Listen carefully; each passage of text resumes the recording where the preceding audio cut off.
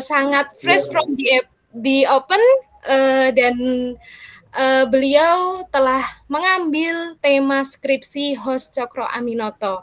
Nah, baik, bagaimana kelanjutan tentang isu-isu agama dalam surat kabar Jawi Hisworo? Silakan kepada Mas Ahmad Fajar, kami persilahkan. Dalam waktu kurang lebih 20 menit ya Mas Ahmad Fajar. Ya, monggo. Ya, Bu. Pertama-tama bismillahirrahmanirrahim. Assalamualaikum warahmatullahi wabarakatuh. Waalaikumsalam warahmatullahi wabarakatuh. Gimana kabarnya? Pada sehat semua? Alhamdulillah. Sehat. Alhamdulillah ya. Pertama-tama saya senang sekali pada sore hari ini saya bisa berkumpul ya, berdiskusi bersama para dosen SPI dan juga Bapak Adrian Perkasa yang nanti selaku pembedah dalam materi hari ini. Kemudian juga kepada teman-teman yang sore ini sudah bergabung dalam diskusi ini, ngobrol-ngobrol tentang skripsi ya. Dan kebetulan yang dibahas adalah skripsi saya. Nah, sebelum kita membahas mengenai materi skripsi, yaitu menuai kuasa atas isu agama, yaitu politisasi Haji Umar Said Cokro Aminoto terhadap polemik penistaan agama pada surat kabar Jawi Hisworo ya, tahun 1918. Ya, sebelum membahas itu perlu kita mengenal ya siapa itu Cokro Aminoto. Cokro Aminoto adalah pahlawan nasional yang merupakan guru dari Bapak pendiri bangsa ya. Yang mana selain menjadi seorang politikus, dia adalah seorang ulama dan pedagang. Nah, karir politik Cokro Aminoto ini tumbuh dan berkembang dalam sebuah organisasi besar Islam pada waktu itu yang bernama Syarikat Islam. Nah, kemudian bagaimanakah politisasi yang dilakukan oleh Cokro Aminoto tersebut dan prosesnya bagaimana, apa yang melatar belakangi? Ya, mari kita bahas bersama-sama ya teman-teman. Ya, saya ingin nge-share screen, ya Bu ya. Oke. Silahkan Mas, bisa.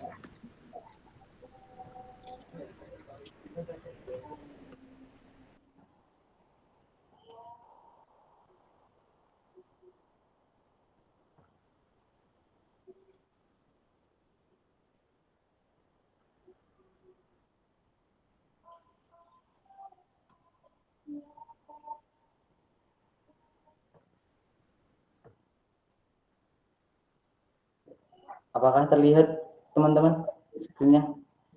Oh ini nih. Belum terlihat Belum. Mas. Belum. Oh. Yeah.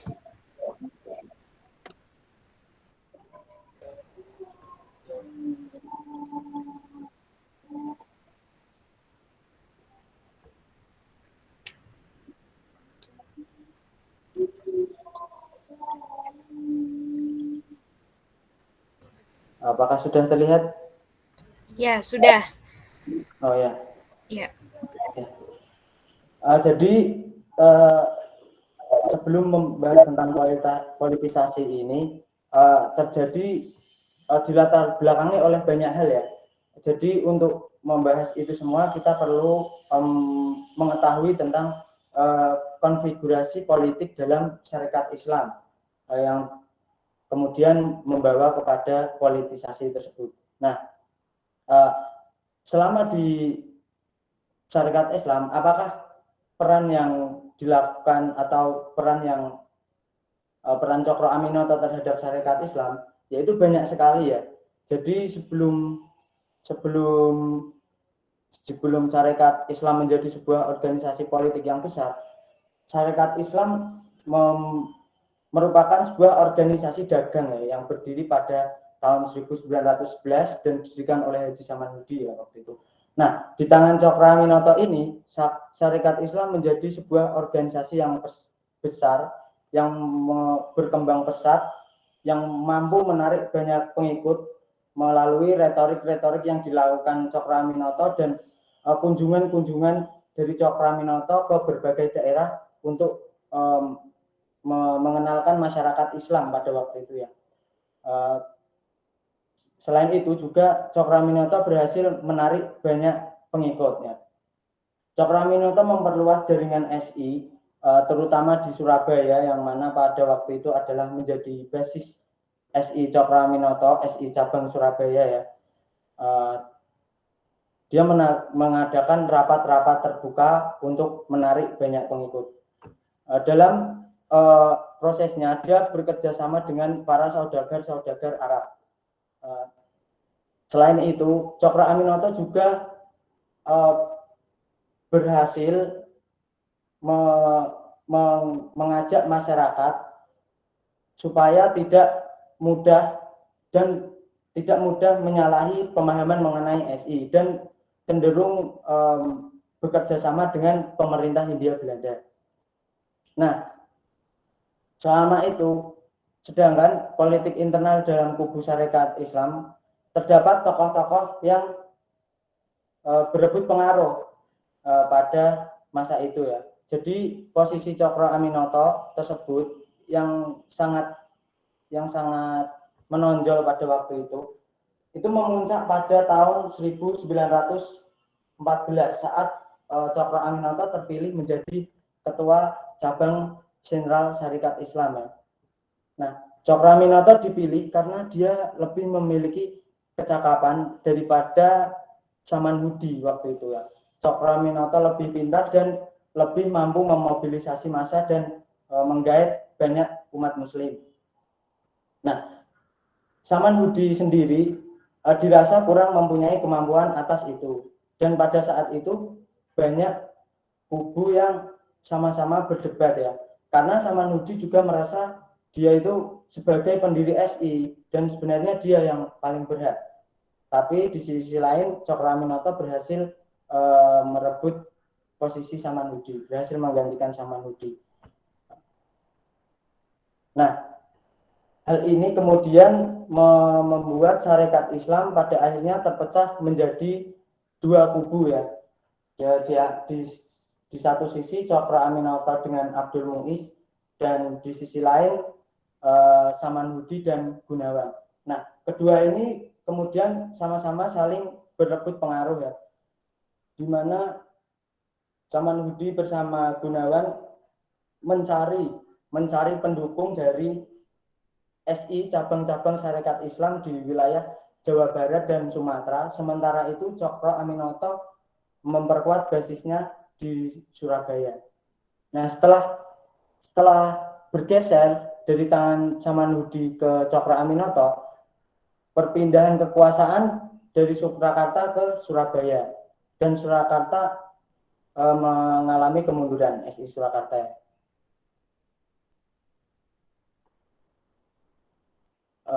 Kemudian perdebatan ini kemudian sangatlah terjadi dalam politik internal dalam tubuh SI ya.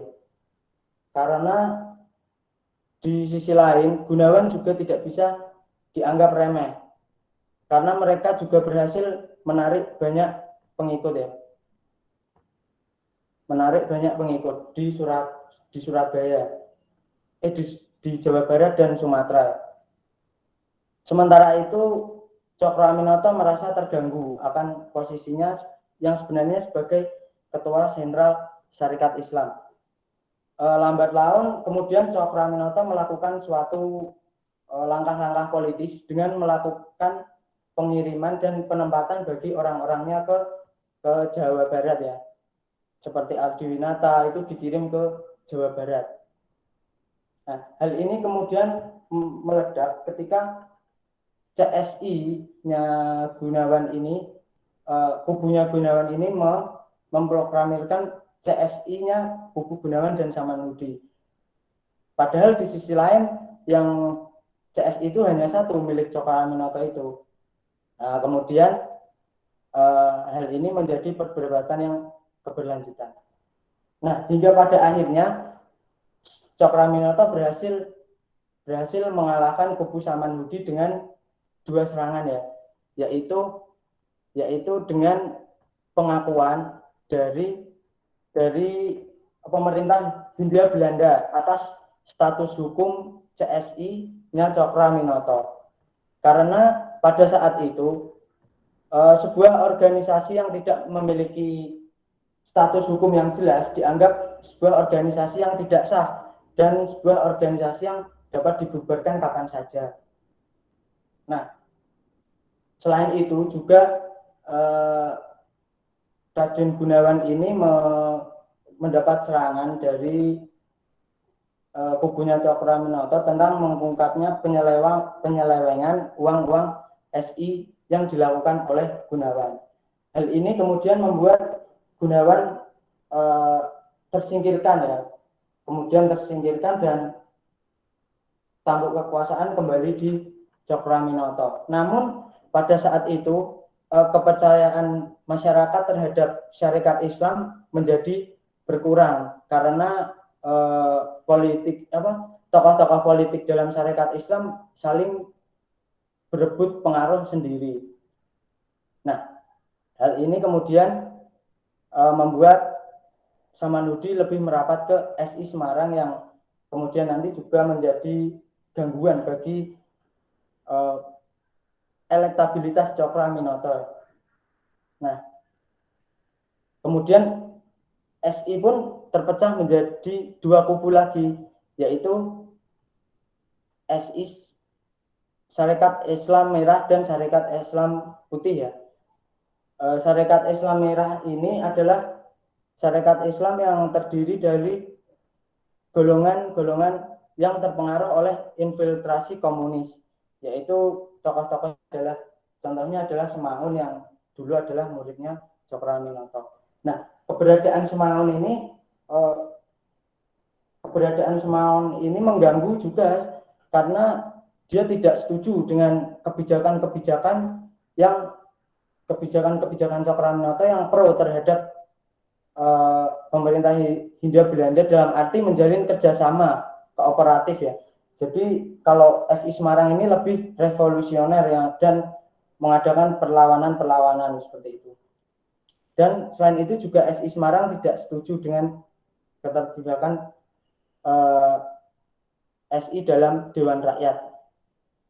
Nah, kemudian setelah seiring berjalannya waktu muncul sebuah artikel ya yang menuliskan bahwa berisi tentang penistaan agama Islam ya pada waktu itu ya.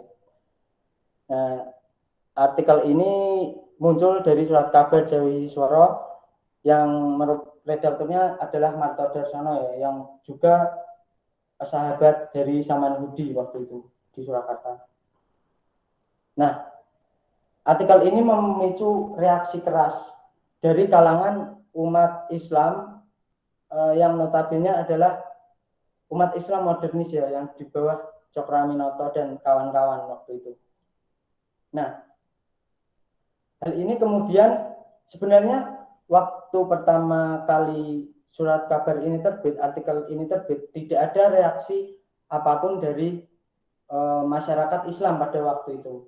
Namun kemudian hal ini menjadi isu yang sangat diperbincangkan terutama oleh kalangan nasionalis Jawa dengan kaum nasionalis Islam pada waktu itu ya.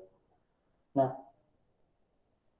kemudian hal ini dimanfaatkan oleh Cokroaminoto untuk melakukan politisasi dari surat kabar ini, dari artikel ini ya. Dan hal ini merupakan keuntungan besar ya bagi Cokroaminoto karena pada waktu itu dia sedang mengalami permasalahan yang sangat tidak menguntungkan. Di satu sisi SI cabangnya banyak yang terbengkalai, elektabilitas Cokroaminoto terganggu oleh keberadaan Semaun dan kawan-kawannya.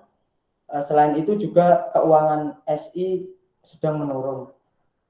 Nah, Cokroaminoto kemudian melakukan beberapa hal yang berhasil ya dilakukan. Nah, di antaranya adalah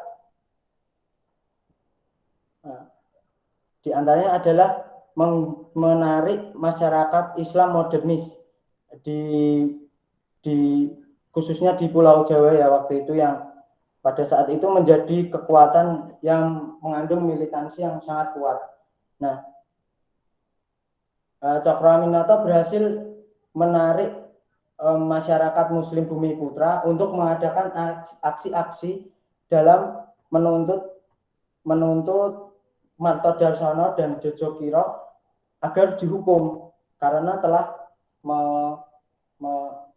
melecehkan umat Islam pada waktu itu ya. Nah, hal yang selain itu, dia juga mengkanalisasi sentimen massa untuk memperkuat kedudukan politik di Hindia Belanda. Nah, Cokroaminoto berhasil melakukan itu dan dia pun mendirikan sebuah kekuatan militansi yang bernama Tentara Kanjeng Nabi Muhammad sebagai alat pergerakan pada waktu itu. Nah, hal ini menimbulkan perdebatan yang sangat sengit ya antara kaum nasionalis Jawa dan kaum nasionalis Islam, di mana kaum nasionalis Islam merasa bahwa apa yang dilakukan oleh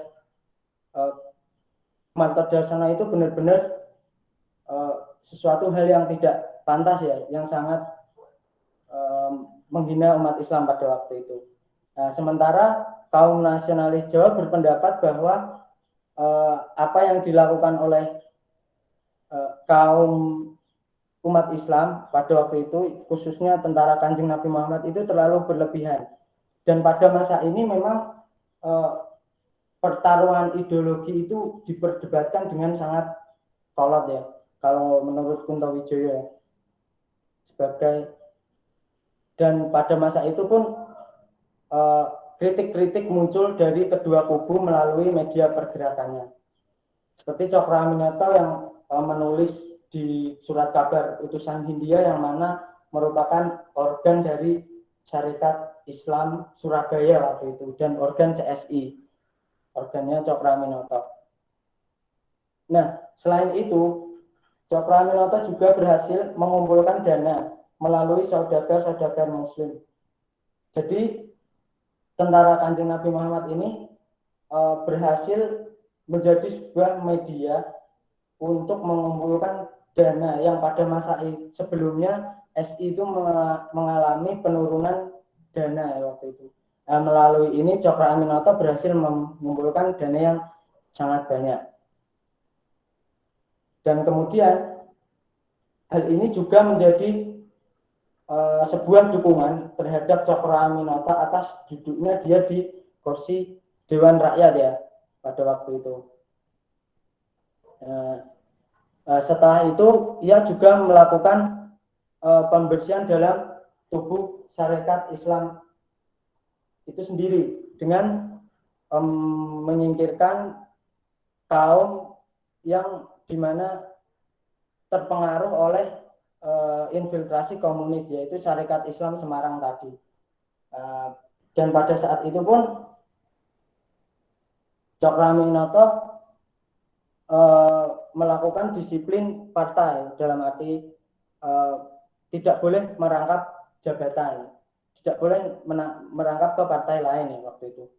Nah, hingga pada akhirnya golongan-golongan komunis ini memilih untuk tidak berada di Syarikat Islam lagi, dalam arti lain lebih memilih keluar.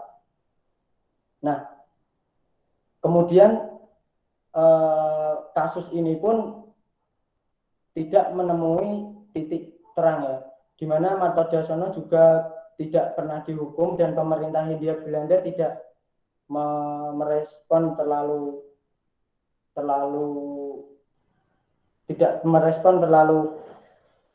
serius atas kasus ini, dan hingga akhirnya kasus ini tidak ada titik temunya. Nah, pada saat itu akhirnya ini merupakan langkah politis Cokroaminoto ya. Dan pada akhirnya ia pun berhasil melakukan hal tersebut dan ia juga berhasil meningkatkan elektabilitas politiknya. Mungkin itu politisasi yang dilakukan oleh Cokroaminoto pada saat itu. Mungkin sekian yang dapat saya sampaikan, teman-teman. Ya, mohon maaf bila ada kekurangan. Terima kasih atas waktunya. Mungkin nanti dari teman-teman ada yang bisa ditanyakan, silakan. Ya, sekian dari saya. Assalamualaikum warahmatullahi wabarakatuh. Waalaikumsalam warahmatullahi wabarakatuh. Terima kasih kepada Mas Ahmad Fajar yang sudah memberikan pengantar untuk diskusi pada sore hari ini.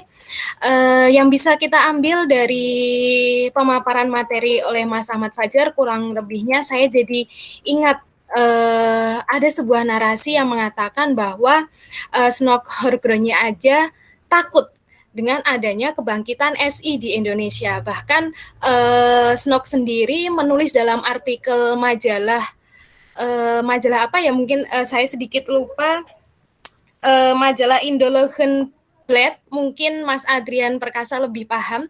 Nah, di situ Snok menuliskan bahwa rasa ketakutan akan terancamnya para imperialis Barat terhadap kebangkitan SI.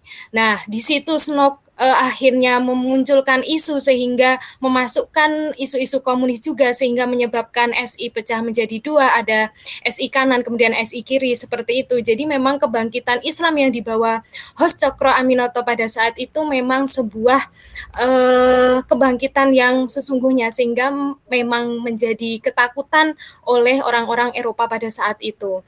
Nah, kemudian kita lanjut ke pemateri yang kedua yang akan diberikan perspektif berbeda dari Mas Adrian Perkasa. Sebelumnya saya akan menjelaskan biodata Mas Adrian Perkasa. Izinkan saya untuk share screen agar teman-teman semua bisa mengenal lebih dekat siapa itu Mas Adrian Perkasa. Nah, beliau ini adalah kandidat doktor di Universitas Leiden. Di sini saya diberikan CV yang berbahasa Inggris. Bisa saya bacakan sekilas ya. Mas Adrian Perkasa is a historian by training. He received his Bachelor in History and International Relations from Universitas Airlangga in 2012. Di sini Mas Adrian Perkasa telah lulus sarjana di bidang sejarah dan hubungan internasional. Berarti ini double degree, begitu ya Mas ya? Nah, di sini kemudian Mas Adrian Perkasa, ya, Mas Adrian Perkasa melanjutkan S2-nya di UGM. Kemudian di sini juga banyak sekali hasil penelitian Mas Adrian, banyak sekali, dan beliau fokusnya dalam sejarah Lamongan. Mungkin tanah kelahiran ya Mas Adrian ya? Di sini ada sejarah Islam di Lamongan, kemudian juga ada beberapa sejarah lokal Lamongan. Di sini saya membaca mungkin tanah kelahiran Mas Adrian Perkasa. Bukan, saya itu lahir di Tulungagung malahan. Ini lahirnya di Tulungagung. Mungkin tapi karena saya suka soto Lamongan mungkin. Oh gitu, ada ketertarikan sendiri sehingga sangat mengambil sisi sejarah dari Lamongan ya Mas ya. Mungkin Sedayu terutama ya, Sedayu Lawas. Iya. Sedayu. Ya, sangat menarik sekali. Tulisannya banyak sekali dipublikasikan. Teman-teman bisa melihat dengan fee yang begitu tinggi. Ini penelitian yang telah dipublikasikan banyak sekali. Ada Panji, The Age of Motion, An Investigation to the Development of Panji, Relate Arts Around Java. Di sini dipublish di jurnal Wacana. Kemudian ada jurnal internasional juga, Palgrave Macmillan, dan beberapa jurnal lainnya. Teman-teman bisa, mungkin teman-teman jika search Mas Adrian Perkasa di Google, sudah banyak sekali penelitian-penelitian dari beliau. Oke, untuk mempersingkat waktu, silahkan Mas Adrian bisa memaparkan sedikit perspektif berbeda mengenai isu keagamaan pada tahun awal abad ke-20. Bisa di-sharing-sharing, monggo waktu dan tempat kami persilahkan, Mas. Baik, bismillahirrahmanirrahim. Assalamualaikum warahmatullahi wabarakatuh. Waalaikumsalam warahmatullahi wabarakatuh. Sekali lagi terima kasih banyak ini atas undangannya untuk bisa berbagi di bedah skripsi ini, Kang Adif, Mbak Kisti, dan khususnya wabil khusus lagi ini kan yang punya gawe ini kan ya dibahas sebenarnya Mas Fajar Ahmad itu ya. Sebenarnya saya juga penasaran sebenarnya. Saya suka sekali gitu ya ada acara kita kemudian membahas hasil-hasil penelitian, hasil-hasil kajian.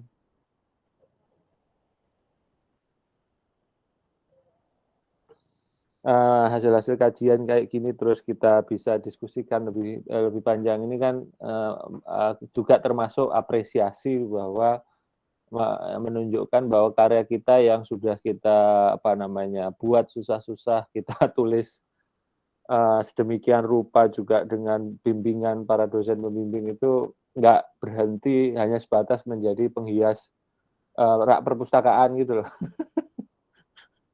Jadi ada kelanjutannya dan ya terlepas kita juga apapun pekerjaan kita, saya pikir menulis skripsi itu juga pasti akan memberikan banyak sekali kontribusi berharga untuk kehidupan kita, khususnya apalagi kalau kita mau meniti karir kita atau lebih mendalami lagi ilmu kita di jalur akademia begitu ya.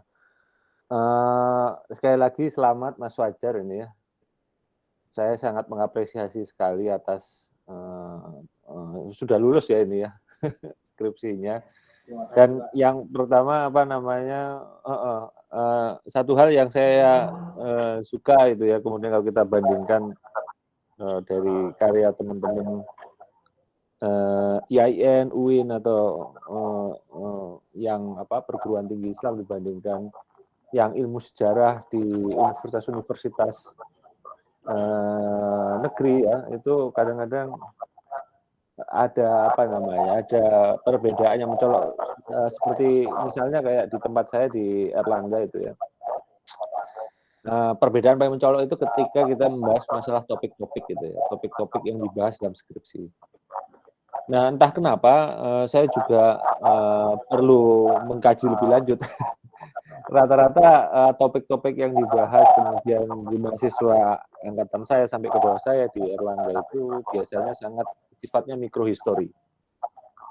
Nah, kadang-kadang mikrohistori itu juga atau sejarah lokal gitu ya namanya. Karena sejarah lokal itu kita juga harus benar-benar paham situasi lokalitas. Sama seperti tadi misalnya kenapa Lamongan gitu kan. Kadang-kadang juga tadi pertanyaan kenapa apakah kita juga ada ketertarikan kalau katanya Pak Kunto itu secara intelektual atau secara emosional gitu ya, terutama karena itu terkait tanah kelahiran kita atau enggak. Nah, kalau itu cuman ketertarikan secara emosional, kadang-kadang mengangkatnya itu susah ya. Mengangkatnya itu gimana? Maksudnya karena sangat mikro sifatnya, sangat lokal sifatnya sehingga agak susah terbaca gitu, agak susah diterima banyak orang. Nah, sedangkan teman-teman ini yang di UIN atau IAIN ini rata-rata temanya banyak sekali yang berani-berani gitu menyinggung tema-tema besar gitu ya. Sehingga akan menjadi memantik gitu kan diskusi lebih panjang lagi gitu loh, lebih memantik lebih banyak perdebatan dan biasanya kalau untuk melanjutkan atau dilanjutkan ke tingkat strata yang lebih tinggi itu lebih lebih lebih aksesibel lah, lebih mudah diakses gitu ya, lebih mudah dimasukkan dalam perdebatan akademia yang lebih luas karena topiknya yang besar tadi sama seperti skripsinya Mas Fajar ini kan topiknya sangat seksi gitu kan, sangat menarik dan sifatnya tidak hanya walaupun itu kemudian terjadi di lokal Surakarta, tapi kan karena itu menjadi isu nasional maka bahasanya juga menjadi nasional dan itu pembahasan tentang ini sudah banyak dibahas oleh para peneliti baik dalam maupun luar negeri dan itu enaknya gitu kan. Jadi apa yang ingin kita tembak lagi itu kita sudah setting-nya udah jelas gitu, setting perdebatan akademisnya sudah jelas. Nah, masalahnya kemudian kadang-kadang kalau sudah banyak dibahas seperti itu kita sering mati gaya gitu ya. Saya sendiri juga mengalaminya gitu ya, bahkan sampai hari ini gitu ya. Malah kadang-kadang saya pikir wah lebih gampang ya nulis sejarah yang lokal-lokal gitu ya, Lamongan gitu ya, daripada menulis ini. Kenapa? Karena eee meletakkan di mana posisi kita itu yang kadang-kadang sulit gitu ya. Meletakkan di mana, perspektif kita dalam menulis sejarah, bahkan menulis, terkait topik itu, terkait isu yang kita angkat itu kita harus jelas. Apakah kita ikut, pandangannya misalnya kalau ini contoh kasus Shiraisi gitu kan, atau kita, ikut pandangan misalnya tadi kutipan-kutipan yang kalau aku baca skripsimu itu ada kutipan, karya skripsi teman dari UNS ya kalau nggak salah, terus satu lagi dari Surabaya, UIN Sunan Ampel Surabaya ya yang nulis tentang ini tadi, atau, dari seni rupa, ada tadi dari, ISI Solo ya kalau nggak salah ya. Nah itu yang juga membahas masalah ini. Nah ini kan juga menjadi tantangan tersendiri. Nah, kadang-kadang kita juga mesti ingat bahwa, perbedaan kita mudah-mudahan ini semua sejarawan ya. Saya akan membahas masalah yang terkait sama sejarah dulu, baru kemudian ke topik yang lebih luas dan terutama, topik saya gitu ya, yang banyak beririsan dengan topiknya Mas Fajar. Kita, ya biasanya memang harus harus tadi seperti yang, disebutkan dalam skripsi juga harus, sebisa mungkin memakai dan menerapkan metode sejarah, bagaimana kita memanfaatkan sumber gitu kan, bagaimana kemudian kita melihat dulu sumber, mencari sumber dan kemudian menuliskannya. Nah itu sebenarnya yang esensial perbedaan kita dibanding menurut saya perbedaan kita dibanding ilmuwan sosial dari disiplin ilmu lainnya gitu ya, ketika membahas masalah, yang sama. Jadi kita harus bisa mungkin, taat pada sumber lah. Ya selain taat pada sumber juga nyari sumbernya itu sebisa mungkin yang primer. Nah ini yang, kadang-kadang memang sulit apalagi di masa pandemi seperti saat ini, saya sangat mengalaminya kok. Dan tenang aja maksudnya, nggak cuman Mas Fajar dan teman-teman yang sekarang sedang menulis atau mencari sumber untuk skripsi, saya dan kawan-kawan, terutama yang misalnya di Amerika, di Inggris itu agak kesulitan mencari sumber. Bahkan saya sendiri yang ya ada istilahnya di gudangnya sumber sejarah Indonesia itu juga sempat mengalami kesulitan gitu. Nah ini tantangan tersendiri yang, perlu sekali bagaimana kita mengarahkannya. Bagaimana kita mengarahkannya dalam bentuk mengarahkan tulisan kita khususnya dalam bentuk, skripsi, jurusan sejarah. Nah, yang saya cermati gitu kan kemudian dari skripsi Mas Fajar itu, eee, saya punya pertanyaan justru. Sebelum saya kemudian nanti ini kan saya disuruh nanti diskusi gitu ya. Saya punya pertanyaan juga gitu kan, itu bisa diceritakan nggak gimana, membaca sumber-sumber gitu ya yang, macam-macam itu. Saya tahu misalnya di Solo itu ada Monumen Pers ya, yang isinya banyak, koran-koran gitu ya, atau media-media yang, terutama dibahas di skripsinya gitu ya. Tapi waktu pandemi gini sempat mengalami kesulitan nggak? Nah itu kan mungkin bisa dipaparkan di sini gitu ya, bagaimana, pengalaman selama menulis skripsi itu. Itu yang mungkin, menurut saya menarik sekali untuk kita bahas juga dan bagaimana kemudian sampai pada kesimpulan, oh Cokroaminoto itu, malah memanfaatkan gitu isu penistaan agama. Nah ini, masalah penistaan agama memang kadang-kadang ini hal kedua yang ingin saya bahas dan juga terutama, terkait sama apa, terkait sama, riset saya. Saya boleh, share screen ya?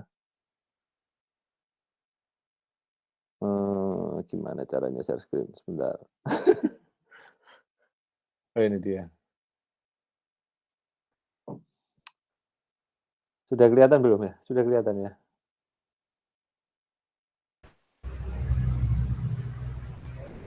Sudah kelihatan presentasi saya? Sudah Mas. Oke. Saya, tidak akan panjang lebar terkait ini, mungkin saya hanya beberapa slide aja karena waktu saya juga cuma 20 menit. Saya sempat membahas masalah bagaimana kondisi Islam, Kristen dan Jawa terutama di masa akhir kolonial. Sebenarnya saya sendiri berangkatnya juga dari masa Majapahit gitu ya kalau ngomong skripsi saya, dan saya baru ini aja gitu kan mendalami masa-masa pergerakan nasional sampai masa yang kita sebut dekolonisasi. Tadi disebutkan juga di dalam skripsi yang terkait ini kongres nasionalisme Jawa, sorry. Ada komite for head Javans nasionalisme atau komite for Javanese nationalism. Itu ada Sutatmo Suryokusumo dimasukkan di situ. Nah, ini memang kadang-kadang kalau kita membaca terutama dari sumber buku gitu ya, atau bukan dari terbitan mereka sendiri gitu kan, kadang-kadang kita sering terjebak dalam pandangan para peneliti sebelumnya yang menyebutkan misalnya ada polarisasi sedemikian rupa antara yang disebut Javanisme tadi di dalam skripsinya Mas Fajar disebut kejawen dengan misalnya gerakan Islam. Padahal kalau kita lihat itu misalnya di Komite for Head Javan Nasionalisme maupun ada Kongres Kebudayaan Jawa itu tidak polaritas atau antagonisme di antara nasionalisme Jawa dengan misalnya dengan Islam atau bahkan dengan nasionalisme Indonesia, nasionalisme Indis ketika itu yang dipelopori oleh Cipto, sebenarnya tidak setajam itu. Bahkan kalau kita lihat hasilnya dari kongres ini sebenarnya adalah membentuk satu institut yang menjadi pokok inti dari penelitian saya sekarang, yakni Java Institute, yang mana di dalam Java Institute itu tidak hanya orang-orang nasionalisme Jawa ada di situ gitu. Ini yang menarik gitu, karena juga ada orang Islam, bahkan tokoh yang disebut sangat yang mendirikan tentara Kanjeng Nabi Muhammad dan juga sangat anti terhadap nasionalisme Jawa gitu ya, menurut dalam skripsi ini atau maupun buku-buku yang dibahas dalam skripsi ini juga masuk dalam komite tersebut atau dalam institut tersebut, yakni Umar Said Cokro Aminoto mewakili Sarekat Islam gitu kan. Nah, ini yang kemudian yaitu tadi ketika kita kadang-kadang membaca dari sumber-sumber yang sudah ada sebelumnya, kadang kita sering terjebak di situ. Nah, maka itu sebisa mungkin kita melihat dari sumber-sumber aslinya. Nah, saya sendiri tertarik ketika di masa-masa puncak kolonial atau akhir kolonial ya, tahun 1800 akhir sampai 1900 awal itu membahas kalau misalnya ada konflik antara Islam dan agama Jawa gitu atau yang disebut kejawen itu, terus agama lain gimana gitu. Nah, terutama ini saya punya pertanyaan, bisa nggak orang Jawa itu menjadi Kristen gitu ya? Karena misalnya contoh kasus kalau kita lihat Kiai Sadrah itu tokoh Kristen ya, Kristen Jawa, itu menamai gerejanya ini gerejanya itu dengan nama masjid, dan juga membuatnya persis juga model-model masjid-masjid Jawa ya, itu bertumpang tiga seperti Masjid Demak gitu ya. Tapi itu gereja dan namanya juga masjid, aneh juga. Nah, tadi juga dibahas masalah peran ideologis ya, terutama Sinokur Chrony dan Van Vollenhoven. Tapi nantilah saya itu bisa kita polemikkan lebih lanjut. Saya lebih fokus ke Jawanya dulu. Ini sih ya. Dan bahkan juga di Katolik sendiri gitu kan. Di Katolik sendiri juga muncul misalnya nggak jauh dari Solo juga itu di Ganjuran Yogyakarta. Itu gerakan-gerakan yang juga mengapropriasi budaya Jawa untuk ritual keagamaan Katolik. Misalnya ini kita bisa lihat bagaimana Tuhan Bapa dengan malaikat itu ada malaikat Gabriel gitu ya, dan Mikael gitu kan. Jibril dan Mikael itu dalam bahasa kita gitu Islam itu diwujudkan dalam arca-arca ikonografi khas Jawa kuno malahan. Nah, tapi masalahnya apakah model Kiai Sadrah yang tadi dengan Kristen Jawa dan juga gaya Katolik Jawa ala Ganjuran ini bisa diterima masa itu? Nah, itu yang menjadi masalah ternyata di kalangan umat Kristen sendiri. Nah, ini kita bisa lihat bagaimana perjalanan si Kiai Sadrah misalnya. Kiai Sadrah walaupun dia sangat amat berhasil bikin banyak, apa namanya, penduduk Jawa menjadi Kristen lewat pesantrennya, nah dia menamai, apa namanya, kelompok-kelompok kongregasinya atau doa-doanya itu dengan nama pesantren. Tapi dia tidak diakui loh sama, gereja Protestan Belanda. Yang mengakui malah itu gereja apostolik gitu ya, yang di Magelang situ. Nah ini yang, ternyata penolakan itu besar intinya gitu. Karena apa? Karena, ya untuk menjadi Kristen itu menurut orang-orang Belanda waktu itu harus menjadi atau harus mengikuti gaya Eropa. Dan sedangkan di masyarakat Jawa mereka juga banyak apa namanya, dikucilkan karena apa? Karena mereka dianggap ingin menjadi Belanda. Nah, apa namanya, sempat muncul adegium atau apa namanya, kalimat populer yang namanya, eee Jowo Wurung Londo Tanggung. Nah, itu untuk kalangan-kalangan Kristen ini gitu kan. Terus ini lagi banyak diteliti juga oleh karya-karya disertasi. Nah, berikutnya, ya itu tadi, bagaimana dengan kalangan Islam sendiri? Nah, ini yang sebenarnya juga menarik gitu ya. Saya sendiri, terlepas dari konflik, apa namanya, konflik dari siapa, tentara Kanjeng Nabi Muhammad yang sudah banyak dibahas, saya justru melihat ada konflik yang juga lebih apa namanya, lebih mengingatkan kita selain kepenistaan agama, tapi kasus ya yang barusan terjadi gitu ya, terutama kasus pilkada DKI gitu ya, 5 tahun atau berapa tahun lalu itu ya, terkait, seorang kepala daerah yang tidak beragama Islam. Dan rupanya ini juga sudah pernah terjadi sebelumnya dan itu terjadi tahun 19 berapa ini, 30 ya? Tahun 1930 ya, ketika pengangkatan seorang rehen atau bupati gitu ya, Kristen di Probolinggo. Yang mana dia itu orang Jawa gitu ya. Nah ini yang, kemudian memantik perdebatan besar, tidak hanya lewat gerakan-gerakan seperti tahun ini 1918, tapi bahkan sampai dibahas keras di Volksrat, di Dewan Rakyat itu ya.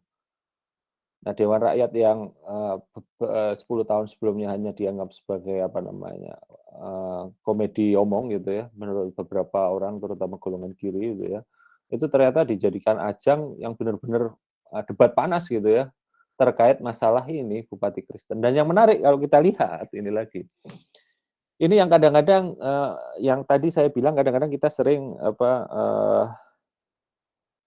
terjadi, ketika kita apa namanya, mengkategori ini dalam kategorisasi ini, masalah dalam kategorisasi yang kadang-kadang sulit bagi, sejarawan untuk, berdebat dengan kalangan, ilmu sosial itu masalah kategorisasi dan generalisasi. Kadang-kadang ketika kita bilang orang ini adalah pendukung nasionalisme Jawa, kadang-kadang ya itu tadi langsung, oh berarti dia anti-Islam. Nah, ini yang menarik sekali bagaimana kecaman terhadap pengangkatan seorang bupati Kristen itu ada di surat kabar yang namanya Timbul. Surat kabar yang namanya Timbul ini, nah ini yang juga sering banyak orang, banyak peneliti, terutama peneliti asing ya, itu juga salah ketika hanya membaca laporan-laporan pemerintah. Laporan-laporan si intel-intel mereka atau laporan-laporan dari kantor For Inlandsezaken itu, kantor untuk urusan pribumi itu, yang kadang-kadang nggak tahu benar bagaimana dalamannya. Jadi ya nggak lihat bagaimana dokumen-dokumen asli atau seperti apa surat kabar ini diterbitkan. Surat kabar ini sebenarnya yang bohiri atau yang punya saham besar di dalamnya itu adalah patron utama dari Komite for Het Yavan Nasionalisme. Namanya waktu itu Mangkunegoro ke-7 atau ketika dia menjadi patron apa namanya Komite for Het Yavan Nasionalisme itu Pangeran Prangwedana, penguasa Puro Mangkunegaran, juga pernah sempat menjadi pemimpin Budi Utomo. Nah, yang menarik lagi kalau kita simak yang sangat amat gamblang tertulis di dalam, surat kabar itu, redakturnya gitu ya. Redakturnya kita bisa lihat mungkin kalau, saya bisa apa namanya, coba saya besarkan ini. Saya akan coba zoom.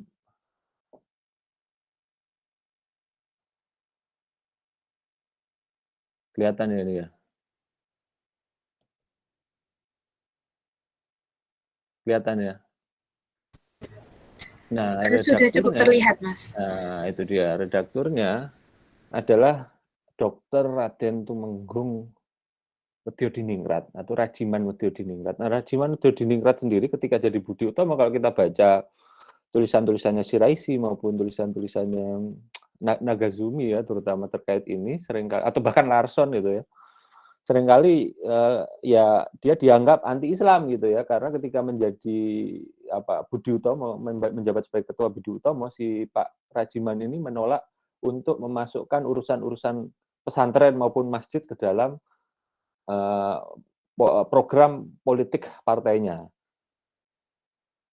Nah, tapi ketika dia jadi editor di majalah ini, tiba-tiba dia punya suara keras sekali gitu kan terhadap pengangkatan Bupati Kristen di Probolinggo. Nah, coba ini terjadi hari ini. Nah, ini yang kadang-kadang kita sering tergoda gitu ya. Kita sering tergoda untuk menyamakan situasi hari ini dengan situasi di masa lalu. Ya sama ketika pendirian tentara Kanjeng Nabi Muhammad misalnya sama gerakan 212 misalnya. Kan ini sama misalnya kalau kita lihat, coba ini terbit hari ini 5 tahun lalu. Ini pasti koran dicap kadrun begitu loh. Ya kan? Padahal kalau kita amati benar-benar di situ bahasanya bagaimana tuh kecaman, dia lihat bahwa Islamnya orang Jawa dia sangat keras sekali di situ, itu sama seperti karakter Kristennya orang Belanda. Jadi selemah-lemah imannya Islamnya orang Jawa itu tidak bisa dilepaskan dari Islam gitu. Nah, ini yang yang mengeluarkan itu yang mengeluarkan statement itu justru orang yang dicap anti Jawa gitu. Agak menarik juga kan ini ketika melihat konstelasi itu. Politik. Nah, ini yang kemudian menurut saya kita harus hati-hati terhadap kategorisasi semacam ini karena kita ya itu tadi pemikiran maupun sepak terjang pengalaman hidup orang itu berkembang gitu ya. Misalnya dulu dia dikenal sebagai nasionalisme Jawa yang anti-Islam, tapi 10 tahun berikutnya dia dikenal sebagai seorang nasionalis Indonesia yang anti-Kristen gitu. Nah, itu kan dua hal yang kayaknya agak susah dikategorisasikan. Nah, ini yang kemudian kita menurut saya kekuatan seorang sejarawan gitu ya.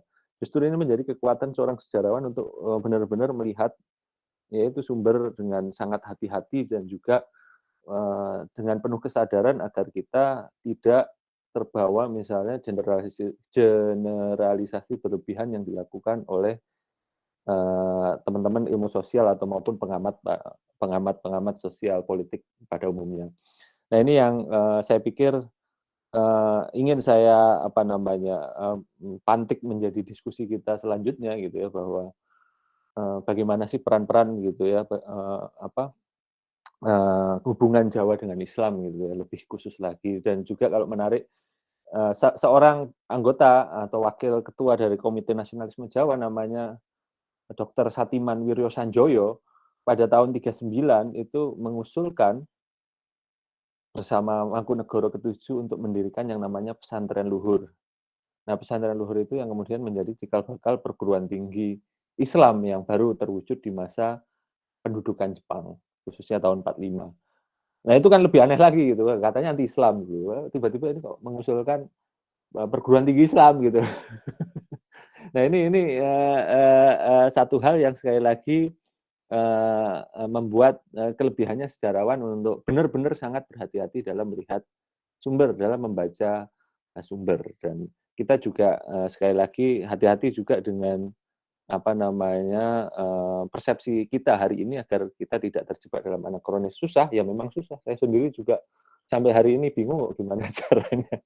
Tapi ya itu tadi gitu ya, semakin yang kita butuhkan hari ini menurut saya dalam situasi banjir informasi seperti hari ini gitu ya yang kita alami, kita juga semakin berhati-hatilah dalam membaca maupun memaknai berita-berita yang sampai kepada kita. Mungkin demikian dulu dari saya. Terima kasih perhatiannya, saya tunggu diskusinya. Tadi pertanyaannya sudah jelas ya Mas Fajar, mungkin bisa bergulir lagi lah nanti. Wallahul muwaffiq ila aqwamit thoriq. Wabillahi taufiq wal hidayah. Assalamualaikum warahmatullahi wabarakatuh. Waalaikumsalam warahmatullahi wabarakatuh. Luar biasa sekali apa yang disampaikan oleh Mas Adrian Perkasa sehingga bisa membuka wacana kita tentang isu-isu penistaan agama atau ya mungkin perspektif kita memang sebuah isu-isu penistaan agama yang terjadi pada zaman penjajahan Belanda seperti itu tadi. Mungkin dari teman-teman bisa langsung ke diskusi saja atau di sini sudah ada pertanyaan. Kita buka dulu sesi tanya jawabnya, 3 penanya dulu. Pak Adif juga sudah, silakan. Satu lagi penanya.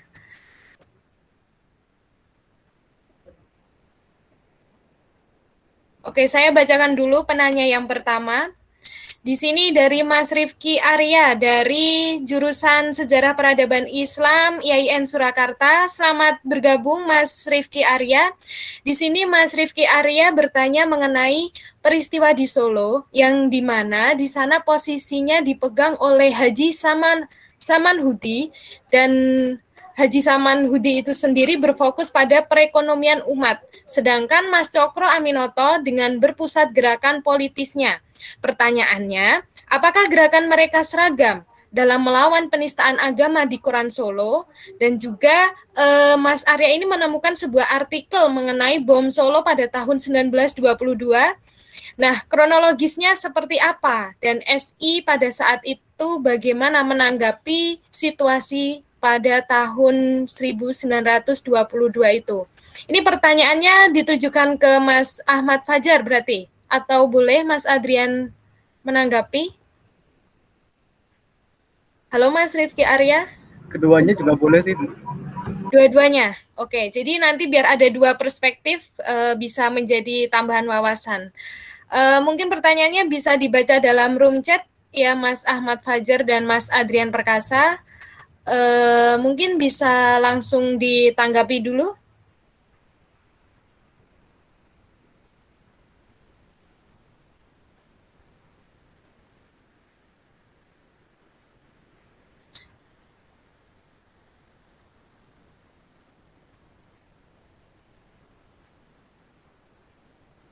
Mas Ahmad Fajar sudah open mic, mungkin bisa memberikan jawaban atau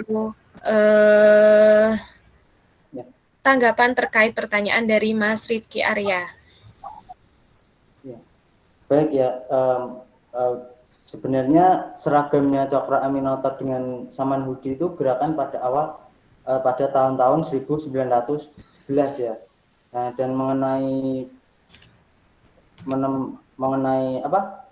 tahun 1922 itu kalau setahu saya Samanhudi sudah nggak dekat lagi dengan Cokro Aminoto ya. Tapi mengenai bom Solo ini bisa dijelaskan dulu Mas tentang bom apa ini sebenarnya? Bisa diterangkan dulu apa mengenai bom ini?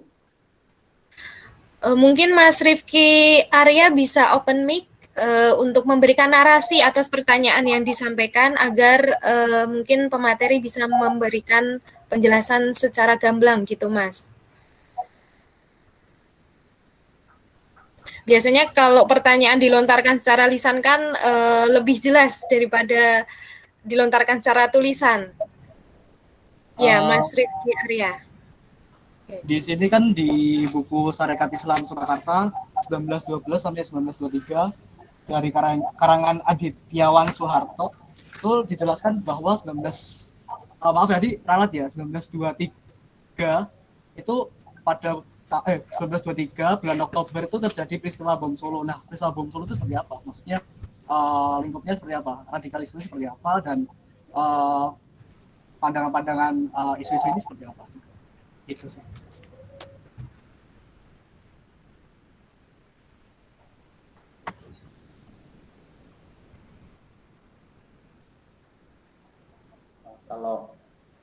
Kalau menurut saya pada saat itu SI lebih berfokus pada ini ya, pada hal tadi ya, pada pendebakan kaum merah dalam tubuh syarikat Islam ya. Dan pada saat itu Cokro Aminoto udah sudah tidak menjalin hubungan yang dekat dengan Haji Samanhudi, Mas. Menurut saya itu.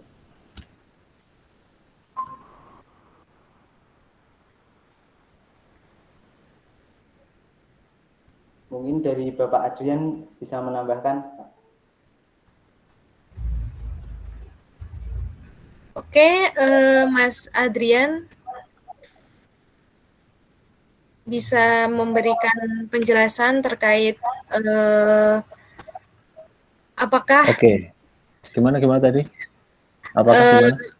bisa dibaca di room chat atau secara garis besar di sana ada di Solo itu di posisinya dipegang oleh Haji Samanhudi. Nah, sedangkan Haji Samanhudi kan fokusnya pada perekonomian umat. Nah, kemudian ada juga tokoh Hos Cokro Aminoto yang fokusnya pada gerakan politis. Nah, seperti itu menurut Mas Rifki Arya, apakah gerakan Haji Samanhudi dengan Hos Cokro Aminoto ini seragam dalam upaya melawan penistaan agama di Surakarta pada saat itu? Mungkin secara singkatnya seperti itu, Mas Adrian bisa menanggapi. Oke. Baik. Terima kasih. Sorry ini baru. Ya, terima kasih pertanyaannya. Tapi sekali lagi kalau dilihat tadi, saya sepakat sama Mas Fajar bahwa memang antara Cipto dengan Cokro Aminoto dengan Samanhudi memang menjadi rival politik ya. Yang menarik ini kan ibarat mungkin kalau bisa ya sebenarnya ini terlalu simplifikasi ya sekali lagi, tapi nanti bisa diamati benar-benar di beberapa biografi, terutama biografi yang ditulis oleh seorang politisi Syarikat Islam atas Cokro itu ya. Cokro dulu itu diajak Samanhudi masuk untuk membesarkan Syarikat Dagang Islam gitu ya. Yang awalnya Syarikat Dagang Islam juga punya karakter sangat berbeda gitu ya dengan atau Syarikat Dagang Islamiyah gitu ya, yang mana itu rekso rumekso awalnya, dan itu juga memang kuat sekali kepentingan pengusaha Jawa khususnya atau pribumi melawan kepentingan pengusaha Tionghoa gitu atau Cina gitu yang ada sangat lokal sifatnya Solo. Sedangkan Cokro Aminoto punya visi yang jauh lebih besar sehingga dan juga punya komunikasi yang jauh lebih baik dengan Ringkes ya waktu itu yang menjadi pejabat kolonial untuk urusan pribumi gitu. Nah sehingga sehingga keterimaan dan juga dari segi visi politik yang berbeda, kemudian dari segi kemampuan terutama oratorial maupun menulisnya jauh dimiliki oleh Cokro Aminoto, sehingga segera saja si Pak Samanhudi ini tergeser gitu loh dari pucuk pimpinannya Syarikat Islam paling atau tokoh sentral Syarikat Islam. Kita juga nggak bisa membahas bahwa Syarikat Islam itu seperti partai politik hari ini gitu ya, maksudnya yang ada pimpinan pimpinan pusatnya, DPP-nya, wilayah cabang, dan dulu untuk mendirikan sentral Syarikat Islam aja susah gitu ya. Maka itu ya diakal-akali sebisa misalnya, yang bisa ngakali ini ya kelompoknya Cokro Aminoto dan Surabaya itu ya. Dan juga didukung adik-adiknya yang juga terus menjadi tokoh penting di masa setelah kemerdekaan seperti Abi Kusno Cokro Suyoso itu yang tokoh yang ditulis Mas Fajar dalam skripsi itu menjadi Menteri Perhubungan dan juga Menteri Pekerjaan Umum pertama, bayangkan.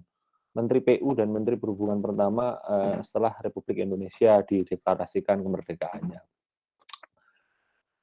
Sedangkan Samanhudi ya itu tadi akhirnya dia lihat siapa ya ini yang bisa untuk melawan Cokro Aminoto. Nah di situ ada Gunawan gitu ya. Gunawan itu yang kemudian juga sebenarnya bukan ditemukan ya, ketika Syarikat Islam ini membesar juga ke daerah Jawa Barat, dia yang menguasai daerah Batavia dan sekitarnya gitu. Yang kemudian diajak koalisi gitu. Nah terkait masalah si penistaan agama ini, yang saya menarik dalam kasus Mas Fajar ini, Mas Fajar melihat bahwa di dalam Syarikat Islam pun sendiri itu terjadi friksi, dan friksi ini bukan hanya antara Syarikat Islam merah dan putih gitu ya, itu yang baru ada tahun 1920-an kan. Ya walaupun juga ada bibit-bibitnya di masa-masa ini, tapi yang jelas di tahun 1918, tapi yang jelas ini friksi yang lain gitu kan. Yang mana itu lebih awal lagi antara kubu Cokro dengan kubu Samanhudi dan Gunawan. Itu yang kemudian harus dilihat. Ya sama seperti hari ini misalnya kalau lihat Ya ini tadi sekali lagi jangan disamakan persis, tapi mungkin kalau mau dilihat seperti kasus Demokrat gitu loh, misalnya Demokrat ada kubunya Muldoko, ada kubunya Pak SBY, AHY gitu. Misalnya seperti itu. Atau kemudian PDIP ada yang banteng, ada yang celeng gitu misalnya seperti itu. Tapi ya itu tidak bisa disimpelkan. Cuman kalau mau lihat secara anakronis ya kira-kira seperti itu. Kemudian yang artikel mengenai bom Solo itu saya tidak tahu apakah yang dibaca Mas Rifki itu buku sejarah atau bagaimana. Yang jelas yang saya tahu ini sekali lagi yang saya tahu, saya tidak banyak tahu soal sejarah lokal Solo gitu ya. Yang saya tahu benar-benar itu ya sangat nasional sekali yang sifatnya itu. Yang saya tahu di situ itu sebenarnya memang kita harus lihat tentara Kanjeng Nabi Muhammad dan bagaimana sepak terjang Haji Misbah yang menjadi pemimpin di sana atau menjadi tokoh sentral atau paling enggak di Solo setelah itu gitu loh. Nah, Haji Misbah sendiri memang ya itu tadi sangat terkenal dengan gayanya gaya tulisannya itu kalau kita baca itu, dan juga ini Siraisi, saya sepakat dengan Siraisi di sini. Gaya tulisannya itu sama seperti seorang mubalik yang berpidato yang dengan berapi-api gitu loh, persis gitu. Jadi bahasa lisan dengan bahasa tulisan yang dituliskannya itu persis bahasa lisan seorang mubalik. Dan memang dilihat dari segi radikal memang Haji Misbah ini. Nah, makanya yang saya tahu itu sebenarnya aksi kalau dibilang itu bukan mungkin hari ini disamakan dengan teroris gitu, tapi kalau di masa-masa itu gitu ya namanya fanatik, kelompok-kelompok fanatik. Kelompok fanatik yang memang membuat kebakaran, dan sebenarnya kalau bom disamakan sama teroris bom hari ini enggak gitu loh. Tapi memang membuat kerusuhan ya gitu kan, di beberapa tempat ini sudah dibahas juga di dalam bukunya Larson juga sudah di bahasa Indonesia kan. Bagaimana Misbah ini tadi yang awalnya lewat tentara Kanjeng Nabi Muhammad juga kemudian juga aktif di namanya Sarekat Rakyat itu kan. Nah, bulan-bulan sekitar bulan Januari, Februari, Maret itu yaitu pengikut-pengikut Misbah yang memang awalnya petani dan buruh-buruh tani, maksudnya bukan petani kaya, yaitu tadi yang kemudian terpikat dengan ajarannya gitu ya, karena bagaimana ya Islam yang ditampilkan Haji Misbah itu sangat erat kaitannya dengan ide-ide pembebasan yang di bawah komunis atau komunisme gitu kan, maka para buruh tani tadi melakukan apa yang disebut itu tadi kerusuhan gitu. Dan ini sebenarnya saya tidak tahu bagaimana Sarekat Islam Nya Cokro itu menanggapinya, tapi yang jelas waktu itu Sarekat Islam sudah pecah. Ya, termasuk Misbah sendiri sudah tidak di Sarekat Islam tapi di Sarekat Rakyat itu tadi, yang kemudian ya dekat sekali kemudian nanti menjadi PKI gitu kan. Haji Misbah sendiri kan kemudian terkenal sebagai Haji Merah kan ya, karena komunis itu tadi. Nah ini sekali lagi menarik sekali gitu ya kita lihat ya. Kalau hari ini kita lihat teroris itu, ngomong teroris atau ngomong yang radikal itu kaitannya dengan ultra kanan. Kalau kita ngomong fanatik, radikal atau teroris di masa lalu itu justru yang kiri. Itulah. Terima kasih, mungkin bisa menambahi seperti itu, Mas Rifki.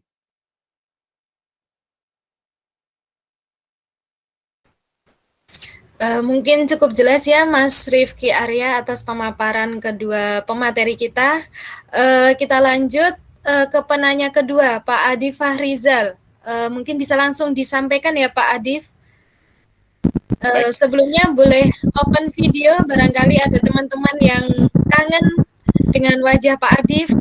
Bisa diaktifkan videonya dulu Pak Adif. Ini mohon maaf soalnya di sini gelap kayaknya. Oh gitu, ya. Baik Pak Adif, mungkin bisa langsung disampaikan. Kayak kamar kosnya Soekarno itu.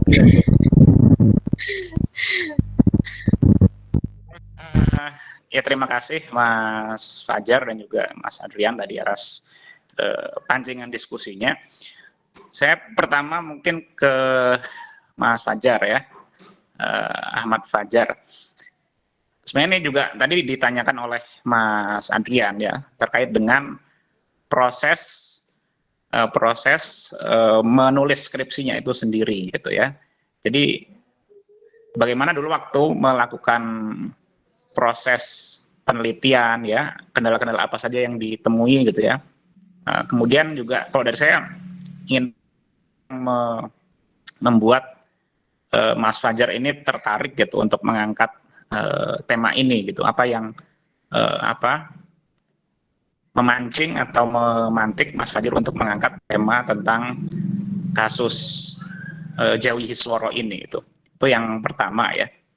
Terus yang kedua ini masih untuk Mas Fajar juga ya.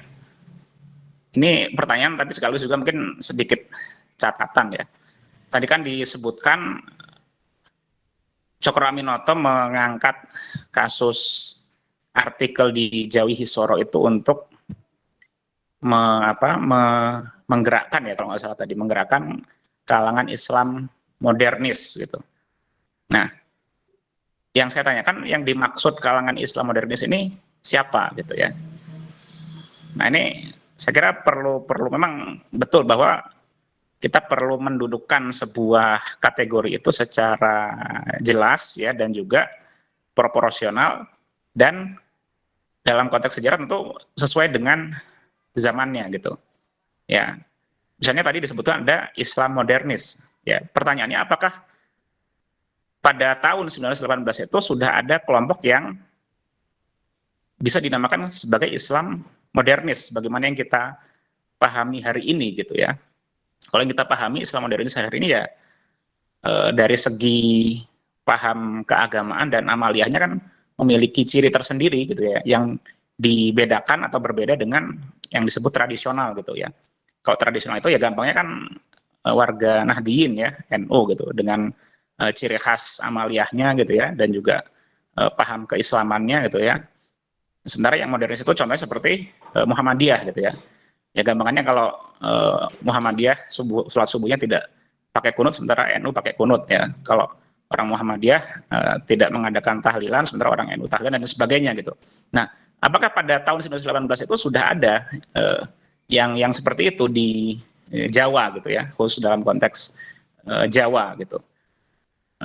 Karena sepengetahuan saya dari beberapa buku yang pernah saya baca, sebenarnya perpecahan antara yang dinamakan tradisionalis ya atau kaum tua dengan modernis atau kaum muda dalam bidang keislaman itu sepertinya baru tahun 20-an gitu ya, tahun 20-an. Diawali ketika Syekh Ahmad Surkati ya, tokoh pendiri Al-Irsyad ya, ketika itu menulis sebuah risalah atau buku yang mengkritik banyak hal gitu ya, dari mulai masalah taklid kepada madhab, kemudian masalah amaliyah-amaliyah yang biasa dilakukan masyarakat muslim seperti maulid dan sebagainya gitu. Dan kemudian juga mengkritik mengenai penggunaan hadis-hadis doif dan maudhu ya dalam kajian-kajian agama yang banyak berkembang pada waktu itu baru tahun 20 pertengahan tahun 20-an gitu ya, di Jawa ya, di Jawa. Kalau di Sumatera memang ini lebih awal ya, adanya gagasan-gagasan yang mengkritik kemapanan tradisi beragama, tapi kalau di Jawa itu baru tahun 20-an, dan ini kemudian terlihat jelas dalam kongres-kongres Al-Islam yang dimotori oleh SI itu sendiri pada tahun 20-an ya, pasca pecahnya SI merah dengan SI putih gitu. Yang kemudian nanti dari Kongres Al-Islam itu ya terjadi banyak dinamika ya, sampai akhirnya kemudian yang dari kalangan tradisional memilih berdiri sendiri, kemudian mendirikan komite Hijaz yang menjadi NU dan sebagainya gitu. Nah, kemudian di Muhammadiyah juga tahun 20-an itu baru berdiri Majelis Tarjih yang kemudian mendefinisikan praktek keislaman Muhammadiyah sejak saat itu ya, sejak tahun 20-an gitu. Tapi sebelum tahun 20-an sepengetahuan saya itu belum ada kategorisasi yang jelas antara yang tradisional dengan yang modernis gitu ya. Jadi ya bahkan orang-orang Muhammadiyah awal tuh juga secara amaliyah ya sama saja dengan kalangan yang disebut tradisional ya, yang sekarang identik dengan NU gitu ya. Nah, jadi saya juga mempertanyakan ya penggunaan istilah Islam modernis dalam konteks kasus Jawi Hisworo tahun 1918. Nah, ini yang ingin saya tanyakan ya ke Mas Fajar. Mungkin bisa sedikit menjelaskan ya pengertiannya apa sih Islam modernis di sini gitu. Kemudian yang ketiga ya, ini ya mungkin untuk Mas Adrian ya. Tadi saya tertarik dengan yang dikemukakan oleh beliau di bagian-bagian agak akhir tadi ya, tentang bagaimana kita itu harus memang menghindari anakronisme. Jadi menempatkan sebuah kasus sejarah ya pada konteks zamannya itu gitu ya. Ingat buku Rick Leves ya yang Polarizing Japanese Society ya. Nah, itu yang buku kedua dari 3 buku karya Rick Leves tentang Islam di Jawa gitu ya, atau tentang relasi Islam dengan Jawa gitu. Nah, memang ini buku yang menarik ya, yang penting ya untuk dibaca oleh pengkaji tentang sejarah Jawa dan Islam gitu ya, atau sejarah hubungan Jawa dan Islam gitu. Tapi juga kalau dari judulnya ini memang setelah saya pikir-pikir ini memang agak agak misleading mungkin ya, atau agak menyesatkan ketika dia membuat atau menyatakan adanya polarizing Japanese society dimulai dari tahun 1830 sampai tahun 1930 gitu. Karena ternyata dari fakta-fakta yang tadi juga dikemukakan oleh Mas Adrian gitu ya, sampai tahun itu juga belum ada polarisasi yang begitu nyata gitu, atau yang begitu keras gitu, antara yang mengusung identitas kejawaan dengan keislaman gitu ya. Tadi contoh seperti kasusnya Dr. Rajiman gitu ya, yang menjadi redaktur sebuah majalah gitu yang justru memprotes pengangkatan bupati yang beragama Kristen gitu ya. Kemudian juga kasusnya Mr. Satiman ya, Wiryo Sanjoyo gitu, yang dia terlibat dalam gerakan nasionalisme Jawa tapi juga mendukung pendirian pesantren Luhur gitu ya. Dan juga perlu diingat Mr. Satiman ini kakaknya Mr. Sukiman ya, Sukiman Wiryo Sanjoyo ya, yang mana Mr. Sukiman itu nanti menjadi tokoh Partai Masyumi di era kemerdekaan ya, bahkan pernah menjadi Perdana Menteri dari Partai Masyumi tahun 51-52 gitu ya. Nah, jadi ini kan masih saudara kandung gitu ya. Yang satu nasionalis Jawa, sementara yang satu adalah Islam gitu. Ya, dari kelompok Islam politik gitu ya. Nah, ini juga menarik. Kemudian ada juga satu kasus lagi ya tentang bagaimana kita tidak bisa mendikotomikan ya antara pengusung kejawaan dengan keislaman ya dalam konteks masa itu. Kebetulan juga ada salah satu skripsi yang ditulis oleh mahasiswa SPI IAIN Salatiga ya, dan ini insya Allah juga akan dibedah nanti ya, mungkin bulan depan gitu. Nah, ini skripsinya Mas Nurul Mutakin ya, beliau membahas biografi Nyonya Sunario Mangunpuspito, atau nama aslinya Siti Sukaptinah. Nah, Siti Sukaptinah ini adalah salah seorang anggota BPU PKI ya. Dia bahkan satu dari 2 orang perempuan yang menjadi anggota BPU PKI pada waktu itu, yang mana kemudian Siti Sukaptinah alias Nyonya Sunario ini juga nantinya menjadi tokoh Masyumi gitu ya, bahkan menjadi anggota konstituante dari Partai Masyumi. Tapi dilihat dari latar belakangnya, dia itu alumni dari Taman Siswa ternyata, bahkan pernah menjadi aktivis Taman Siswa gitu, yang mana seringkali ada narasi yang seperti memperhadapkan ya bahwa Taman Siswa itu adalah anti-Islam gitu, atau kelompok sekuler yang kontra dengan Islam gitu. Tapi ini ternyata kok ada tokoh alumni Taman Siswa yang justru menjadi bagian dari partai Islam gitu ya. Nah, ini kan menunjukkan bahwa dikotomi itu tidak sepenuhnya tepat jika kita terapkan gitu ya. Mungkin kalau dalam konteks tahun 50-an ya, 60-an berbicara mengenai dinamika politik di Jawa pada waktu itu, kita membuat kategorisasi santri, abangan, priayi gitu ya, Islam versus komunis versus nasionalis itu, ya itu tepat memang pada zamannya seperti itu. Tapi ketika kita memakai trikotomi ataupun dikotomi seperti itu ke era sebelumnya gitu ya, nah ini perlu kita kaji ulang apakah tepat gitu ya. Jadi kalau Rick Leves mengatakan pada awal abad ke-20 itu terjadi polarizing, ya, ada polarisasi dalam masyarakat Jawa terkait identitas kejawaan dengan Keislaman.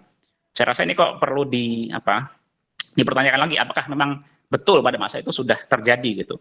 Oke, bibit-bibitnya mungkin sudah ada ya, tetapi kalau dikatakan sudah terjadi polarisasi, ini juga ya jangan-jangan ini hanya sebuah generalisasi yang di situ ya kita tentu perlu lebih kritis ya, lebih perlu berhati-hati untuk menerimanya seperti itu. Oke, itu tanggapan dari saya ya untuk tadi yang diuraikan oleh Mas Adrian gitu. Oke, mungkin itu saja dari saya. Terima kasih. Saya kembalikan ke moderator ya. Baik, terima kasih Pak Adif. Tadi ada 2 pertanyaan yang disampaikan untuk Mas Ahmad Fajar, kemudian juga ada feedback kepada Mas Adrian Perkasa. Mungkin nanti bisa di feedback kembali ya Mas Adrian. Mungkin untuk 2 pertanyaan. Yang pertama tentang bagaimana proses Mas Ahmad Fajar dalam menulis skripsi, apa ketertarikan Mas Ahmad Fajar untuk memilih judul tentang politisasi Hos Cokro Aminoto ini dalam majalah Jawi Hisworo ini, kemudian kendala-kendala apa sih yang ditemukan pada saat mungkin pengkajian naskah atau bagaimana, mungkin bisa diceritakan Mas Ahmad Fajar. Kemudian juga pertanyaan yang kedua tentang pengertian kalangan modernis yang digerakkan oleh Cokro Aminoto dalam kasus penistaan agama di Jawi Hisworo itu seperti apa, kategorisasi Islam modernis seperti apa pada tahun 1918 itu. Nah, pengertiannya seperti apa? Monggo Mas Ahmad Fajar bisa menjelaskan, bisa sharing-sharing dulu waktu nulis skripsi bagaimana, mungkin biar teman-teman, dan ini ada adik-adik tingkat juga Mas Ahmad Fajar, jadi adik-adik biar bisa semangat dalam menyelesaikan tugas akhirnya, begitu Mas. Silakan waktu dan tempat kami persilahkan Mas. Baik, saya akan mencoba menjawab pertanyaan dari Pak Adif. Yang pertama adalah bagaimana proses saya mengerjakan skripsi saya dan apa yang membuat saya tertarik untuk menulis tentang itu ya Pak. Kurang lebihnya seperti itu ya.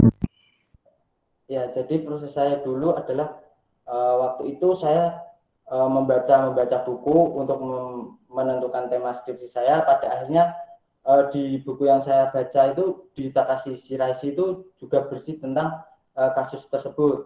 Nah, setelah saya mencari sumber-sumber lain, ternyata juga banyak yang membahas mengenai kasus penistaan tersebut. Kemudian saya mencari arsip, yaitu ketika PPL ya, ketika kunjungan ke Perpusnas dulu, dan saya menemukan itu naskahnya.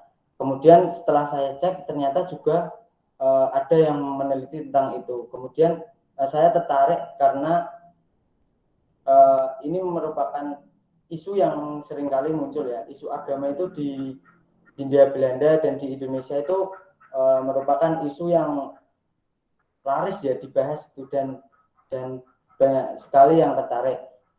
Namun sebuah isu memang menjadi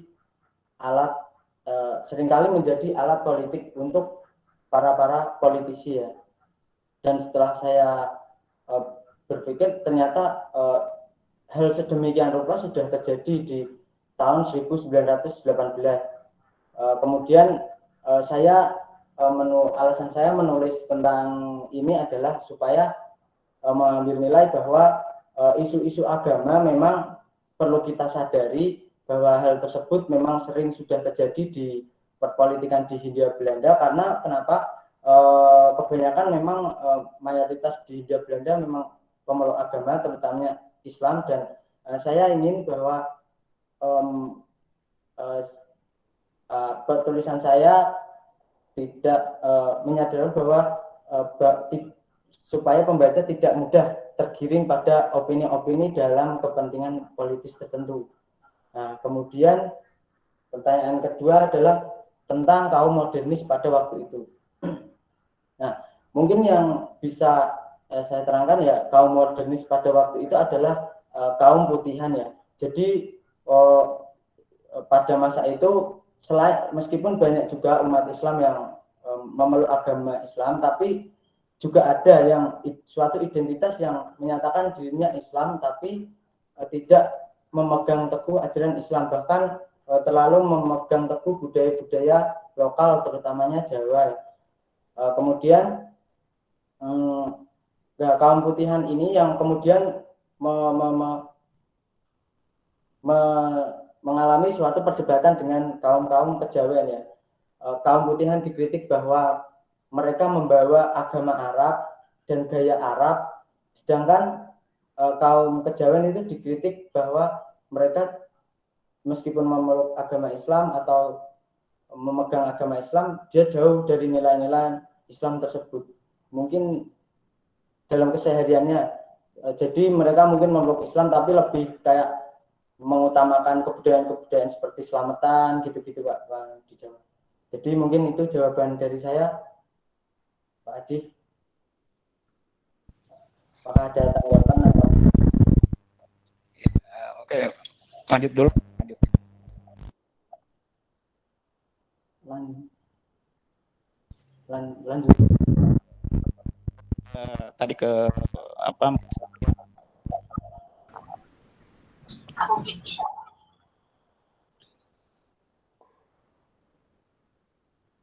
Ke saya ini ya langsung. Atau gimana? Untuk pertanyaan kedua, Pak Adif.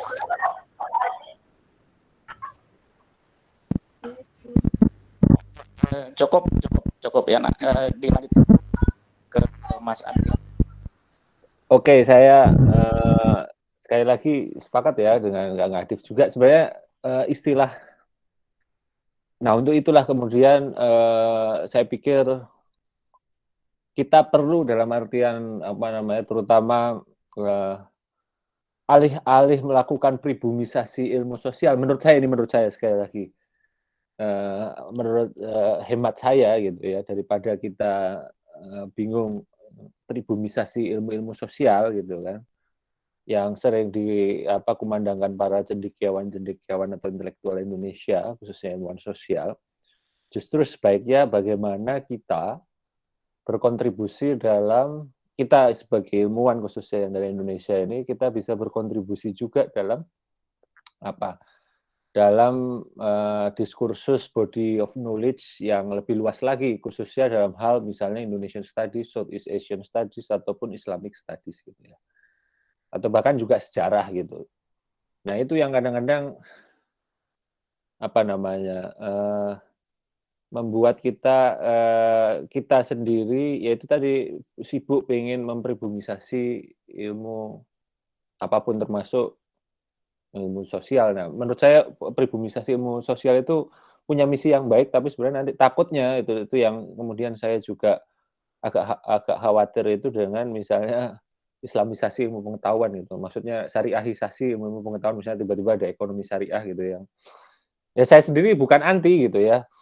Itu menarik sebagai alternatif, cuman kadang-kadang sering terjebak pada ya cuman ditempeli syariah, cuman ditempeli Islam, tapi habis itu nggak ada bedanya sebenarnya secara epistemologis dengan ilmu aslinya. Nah, ini yang menurut saya lebih terjangkau kita untuk melakukan ya ini perdebatan akademik dalam body of knowledge, diskursus ilmu pengetahuan khususnya dengan nama-nama besar itu tadi.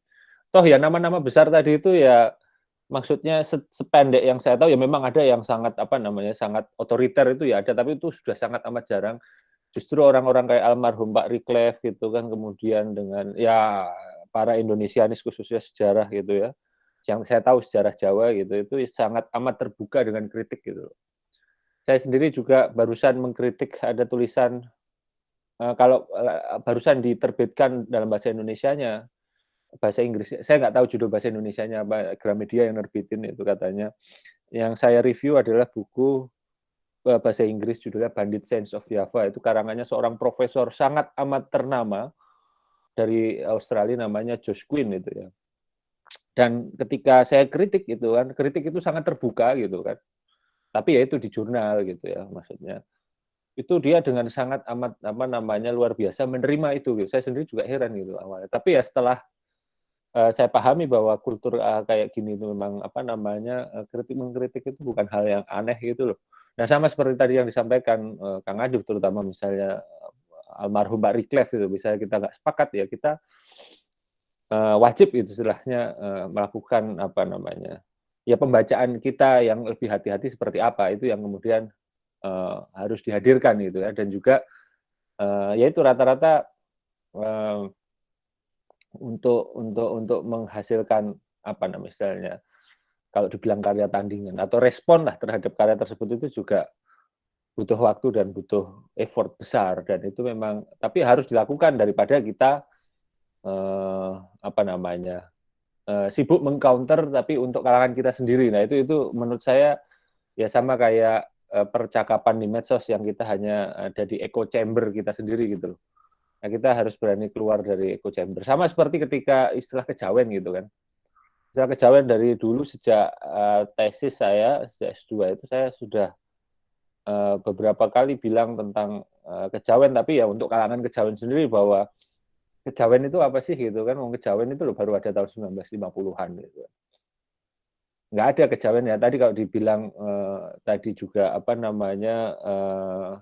polarisasi misalnya seperti yang dibilang itu, kejawen sendiri memang barusan gitu, barusan sekali gitu. Bahkan nama kejawen dulu nggak ada nama kejawen. Kejawen itu dulu penerbitan nama majalah terbitannya Komisi Volkslitteratur gitu ya, Balai Pustaka itu, tentang kebudayaan Jawa, tapi bukan tentang agama Jawa. Itu kan yang dua hal yang sangat berbeda gitu ya. Dan masing-masing gerakan penghayat atau Jawa itu juga, atau agama Jawa itu juga punya nama berbeda dan juga sangat banyak perbedaan gitu ya. Harus hati-hati juga dengan istilah ini gitu. Nah, terkait polarisasi itu saya sepakat sekali bahwa ya salah satu chapter saya itu saya sedang banyak bergulat dengan wacana-wacana seperti yang disampaikan Riklef maupun para Javanisi dari Leiden gitu ya, terutama bagaimana yang melihat ya sampai sekarang pun masih susah gitu ya, maksudnya warisan-warisan kolonial yang melihat orang Jawa itu sebagai sinkretisasi Islam itu juga masih ada gitu kan. Nah tapi ya itu tadi justru dengan itu menariknya ilmu ya, jadi semakin didalami semakin berkembang ya. Kita tahu bahwa mungkin Riklef itu sangat otoritatif gitu, bahkan misalnya di Indonesia, tapi kalau sekali lagi kita amati juga sebenarnya juga ya generalisasinya yang dilakukan juga sering nyerempet atau tidak mencerminkan hal yang seperti yang ada di dokumen ya. Tadi seperti disampaikan Kang Adif bahwa perbedaan antara kaum modernis dan tradisionalis ya nggak gitu-gitu amat gitu. Saya sepakat itu. Misalnya ya di Medan Muslimin itu loh, kasus yang koran yang yang dibaca Mas Fajar dan dijadikan sumber ya di situ, itu juga Kiai Dahlan sendiri juga masih memegang memakai gelarnya Khatib Amin gitu. Khatib Amin itu kan Khatib Am gitu loh kalau di Nahdlatul Ulama gitu. Jadi kalau sekarang Yai Yahya Stakuf itu loh, itu kakaknya Menak itu kan Khatib Amnya si NU gitu. Nah itu tapi dipakai Ahmad Dahlan ketika itu. Nah, lucu juga kan Kiai Dahlan ini. Maksudnya kalau kita mengkategorisasikan Dahlan sebagai Kiai Dahlan sebagai modernis lawannya tradisionalis, nanti dulu gitu loh. Nah itu harus kita simak lagi seperti apa. Dan tapi kadang-kadang juga ketika kita seringkali tergelincir dengan yaitu kita harus kayak sebagai sejarawan benar-benar banyak sekali membaca sebanyak mungkin itu. Makanya saya percaya sebenarnya metode sejarah itu cuma satu gitu ya. Seperti kata Vico kalau nggak salah, itu dia bilang bahwa apa sih metode sejarah itu, bagaimana kita membaca dengan benar gitu ya. Karena membaca itu juga banyak sekali bacaan, dan kadang-kadang kita juga sering terjebak pada bacaan yang memang sejaman dengannya, tapi misalnya mendiskreditkan. Nah, misalnya kayak tadi gitu ya, kita terjebak pada pertikaian modernis tradisional. Bahkan juga ketika kita bilang ada pengaruh Surkati itu mungkin di kalangan yang Arab sendiri juga sering dituduh sebagai agen Belanda gitu kan. Atau yang nggak suka dengan kontribusi Agus Salim di Syarikat Islam sering dituduh sebagai anak buahnya Sunan Nugroho gitu kan. Nah itu juga apa namanya, itu penting ya, kita tahu bagaimana pengalaman dia bekerja itu penting, tapi ketika dia berpengalaman bekerja di sana tapi kemudian dianggap langsung oh ini pasti ada kepentingan kolonial di situ atau kepentingan yang jahat gitu, itu yang kadang-kadang penilaian moral seperti itu yang kita harus hati-hati gitu ya tetepan. Jadi ya sekali lagi ini yang saya pikir menarik sekali kenapa membahas tema-tema besar gitu tadi gitu ya. Karena biasanya kan para Indonesianis itu ya memang membahas yang tema-tema besar itu tadi gitu loh. Dan disitulah sebenarnya peran kita yang sarjana yang dari Indonesia dan benar-benar ini menurut Purbo Caroko ya, saya agak terbawa juga ya apa namanya yang benar-benar punya persepsi berbeda karena tahu langsung gitu ya hidup sehari-hari dengan masyarakat Indonesia, ya harusnya lebih paham lah dibanding para Indonesianis yang terkenal, yang walaupun dibilang otoritatif tapi ya sebenarnya masih sering terjebak pada kategorisasi atau generalisasi yang berlebihan. Saya pikir demikian.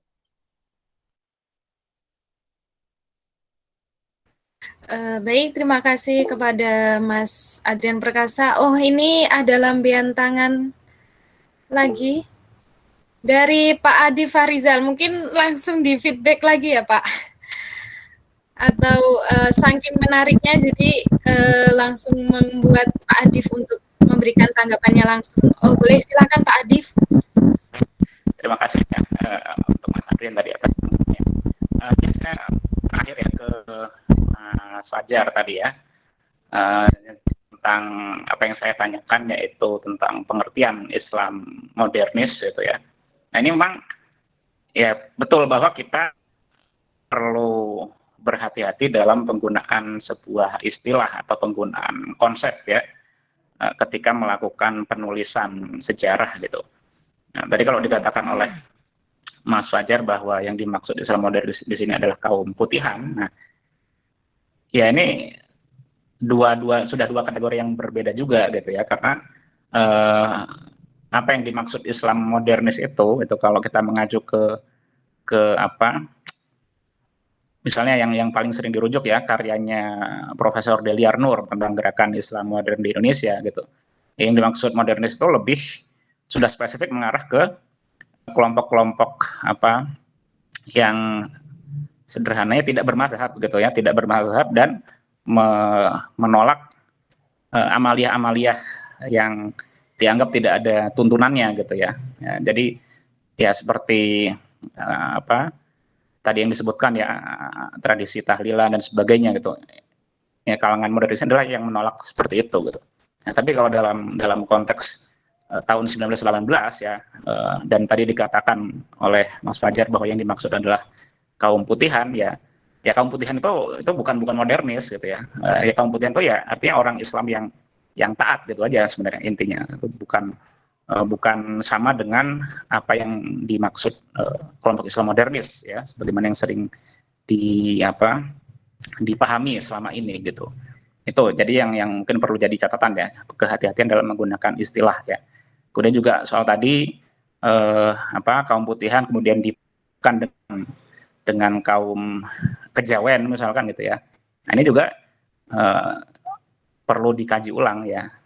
Karena tadi sudah disinggung juga oleh Mas Adrian ya, istilah kejawen itu sendiri baru muncul belakangan ternyata gitu. Ini juga saya baru tahu ternyata gitu.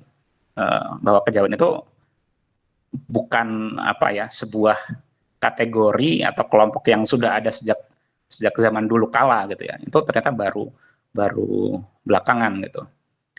Dan ya pada konteks awal abad ke-20 ya itu masih lekat ya identifikasi antara Jawa dengan Islam gitu ya. Jadi ya orang Jawa itu agamanya harus Islam. Kalau ada yang keluar dari Islam ini masih dianggap aneh pada masa-masa itu awal abad ke-20 20 gitu. Jadi kalaupun betul ada katakanlah konflik antara yang tadi disebut putihan dengan yang lebih memegang adat istiadat atau budaya ya itu konteksnya bukan Islam versus Jawa gitu kalau yang saya pahami, tapi ya dua-duanya sama-sama Islam ya dan sama-sama orang Jawa, tapi mereka memang punya pemahaman yang berbeda tentang Islam gitu. Itu saja gitu ya.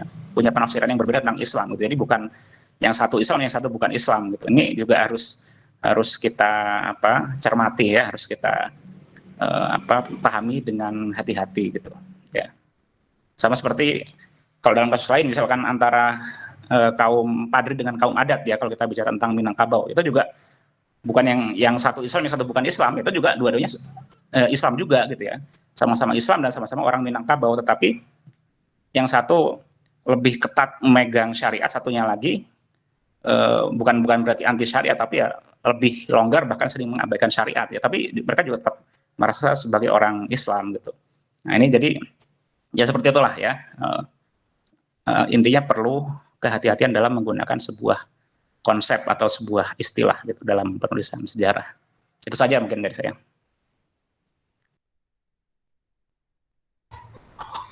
Baik, bisa diterima ya Mas Ahmad Fajar. Mungkin ada pertanyaan lain, masih ada beberapa menit sebelum kita tutup obsesi pada sore hari ini. Nah, Pak Adif mau melambaikan tangan lagi? Atau ada yang lain? Silakan teman-teman yang sekiranya ingin mengajukan pertanyaan, bisa langsung open mic, bisa langsung disampaikan pertanyaannya kepada Mas Adrian Perkasa atau Mas Ahmad Fajar. Silakan.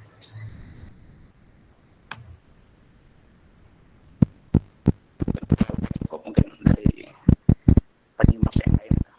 Silakan, apakah ada pertanyaan lagi? Udah banyak yang left. Oh, sudah banyak yang left. Ya Pak, atau mungkin dikarenakan sudah cukup, tidak ada pertanyaan dari teman-teman semuanya, dan di sini di Indonesia sudah jam 17.21 Mas, ini sudah memasuki waktu untuk sholat maghrib. Apakah di Belanda jam berapa ya Mas Adrian? Masih sholat duha ini. Tapi ya kita sudahi dulu aja lah. Oh iya, oke. Baik, dikarenakan sudah tidak ada pertanyaan dan dirasa cukup, sangat luar biasa sekali. Kita kasih aplaus buat kedua pemateri kita. Terima kasih kepada Mas Ahmad Fajar sebagai keynote dalam tema obsesi sore hari ini, dan juga Mas Adrian Perkasa yang sudah meluangkan waktunya sebagai pembedah sekaligus pemantik diskusi pada sore hari ini. Terima kasih banyak. Dan juga para penanya dan teman-teman semuanya Klub Sejarawan SPIAIN Salatiga, terima kasih sudah bergabung. Jangan lupa untuk bergabung di session-session selanjutnya, karena agenda ini monthly ya Pak. Jadi sebulan sekali mungkin akan dilakukan obsesi. Jadi teman-teman silakan selalu bergabung gitu. Mungkin cukup dari saya, atau ada closing statement dari Mas Adrian Perkasa atau Mas Ahmad Fajar sebelum ditutup? Mau memberikan closing statement-nya dulu? Mas Ahmad Fajar, Mas Adrian Perkasa? Boleh memberikan closing statement-nya terlebih dahulu? Ya, mungkin dari saya ingin mengucapkan terima kasih sekali kepada Bapak Adrian Perkasa, Ibu Kisti, dan Pak Adi yang telah sama-sama membahas mengenai skripsi saya ini, dan semoga apa yang kita bahas hari ini bisa bermanfaat terutama bagi saya ya, dan kepada semua teman-teman ya. Cuman itu Bu. Ya, terima kasih. Ya, sama-sama Mas Ahmad Fajar. Selamat juga Mas Ahmad Fajar sebagai wisudawan fresh graduate dalam acara obsesi. Ini baru yang paling fresh ya Pak Adif dalam sesi obsesi kita, Mas Ahmad Fajar.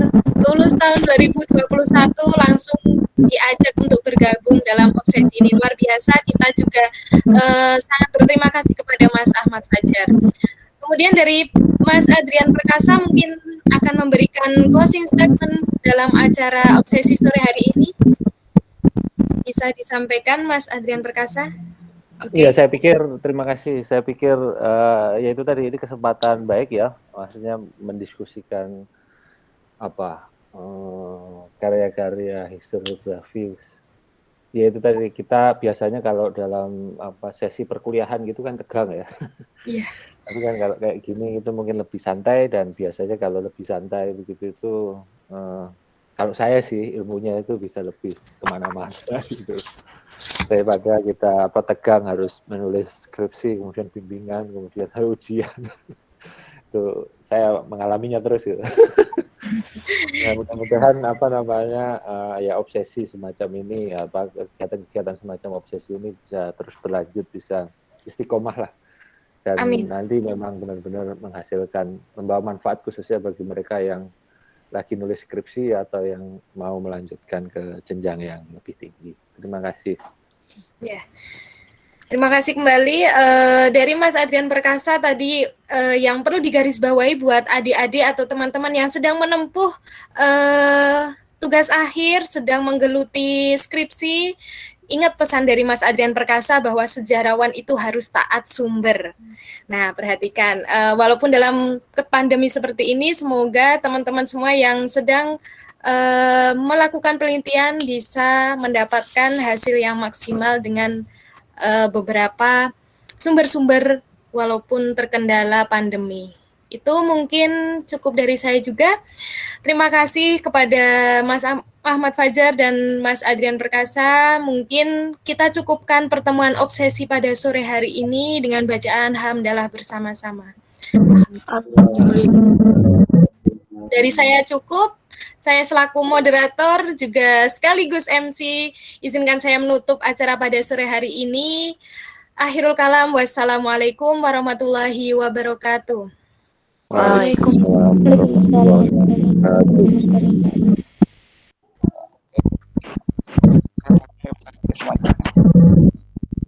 Oke, sehat-sehat sukses semuanya. Ya, Mas. Terima kasih Mas Adrian Perkasa.